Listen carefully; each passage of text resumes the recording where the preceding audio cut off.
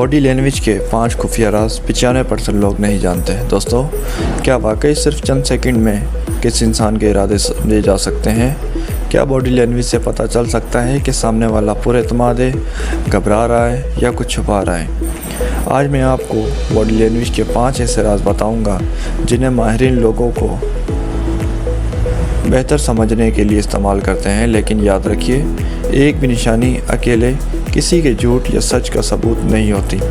Video आखिर तक ज़रूर देखिए क्योंकि 5वां राज सबसे हैरान कुन है। राज नंबर 1, आंखों का राब्ता। बहुत से लोग समझते हैं कि आंखों में ना देखने वाला ज़रूर झूठ बोल रहा होता है, लेकिन हकीकत इससे मुख्तलिफ है। कुछ लोग शर्मीले होते हैं, कुछ घबरा जाते हैं।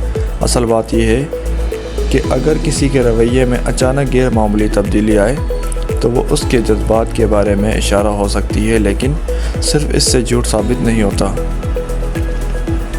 राज नंबर 2, चेहरे को बार बार छूना। गुफ्तगू के दौरान अगर कोई बार बार नाक, मुंह या गर्दन को छू रहा हो तो उसका मतलब सिर्फ ये हो सकता है कि वो दबाव या चैनी महसूस कर रहा है। ये ज़रूरी नहीं कि वो झूठ बोल रहा हो, लेकिन अगर यह आदत इसके आम रवैये से मुख्तलिफ हो तो इस पर गौर किया जा सकता है।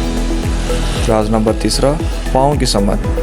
दिलचस्प बात यह है कि इंसान अपने चेहरे के तासुरात पर ज़्यादा कंट्रोल रखता है, लेकिन पाँव पर कम। अगर कोई शख्स आपसे बात करते हुए बार बार दरवाजे या बाहर की तरफ पाँव कर रहा हो तो मुमकिन है वो वहाँ से जाना चाहता हो या इसकी तवज्जो कहीं और हो। राज नंबर 4, असली बात।